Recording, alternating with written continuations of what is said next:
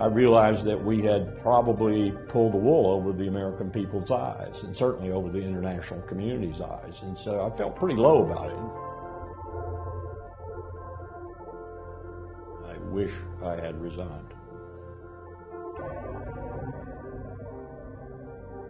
One of the things that disturbs me most about this is that the same tactics are being used as were used in 2002 and early 2003 with regard to Iraq. The same people, the same tactics, the same litany, the same strategy, the same everything. And yet there seems to be, as Gore Vidal called the American people, we are the United States of amnesia. There seems to be no reasonable attitude out there about this, that, hey, we've seen this before. We do not need to do this again. We've been at war for 17 years now, but that's the problem we have in this country. No one remembers these things. No one associates them with the present or the future, and we keep repeating the same mistakes over and over again.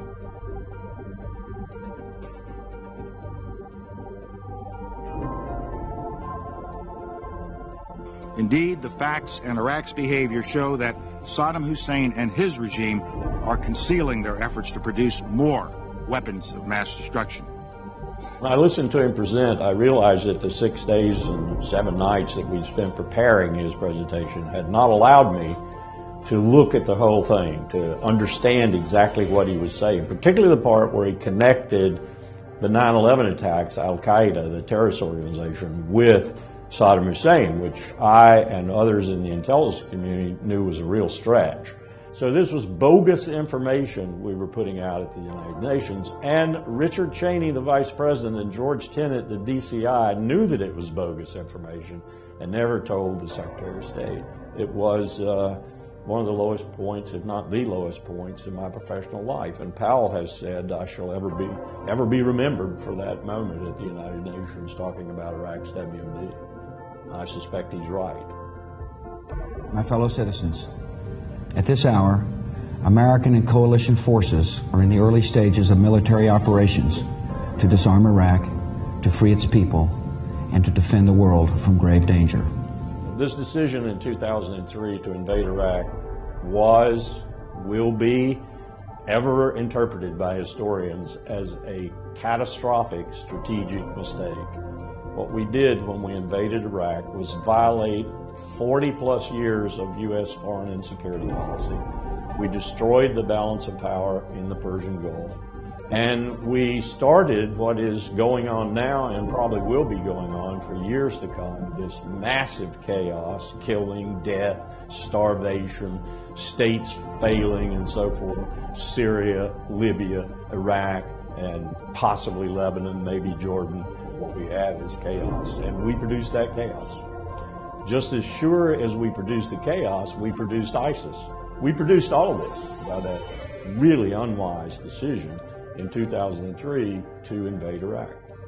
The campaign to convince the American people to support the war in Iraq, which was quite effective, and when you consider it was built on a house of lies, it was quite effective. Iran is not this kind of threat that we're saying she is. They don't even have nuclear weapons. Israel is sitting on top of 200 or 300 nuclear weapons. It may deny it all day long, but it's got nuclear weapons. So Iran does not have nuclear weapons. And in my consideration, it stopped trying to build nuclear weapons early in the 2000s. I think there's a real problem in this country right now with the fact that we've been at war for 17 years. Less than 1% of the country is bleeding and dying for the other 99%. Those young men and women come from the less affluent and the less educated. They come from the poor. That's who's fighting your wars for you right now. And maybe many people out there who will say, thank you for your service, but what you're really doing is assuaging your own guilt, because that's what we've been doing for 17 years. We need to stop doing this. As a young man, 21 years old, I went to war in Vietnam. I went to a war that was built on lies. As an older man, I was chief of staff at the State Department and watched another war unfold, built on lies, the war with Iraq. Now we are getting ready to go to war with another country, Iran, on another house of lies. We need to prevent that.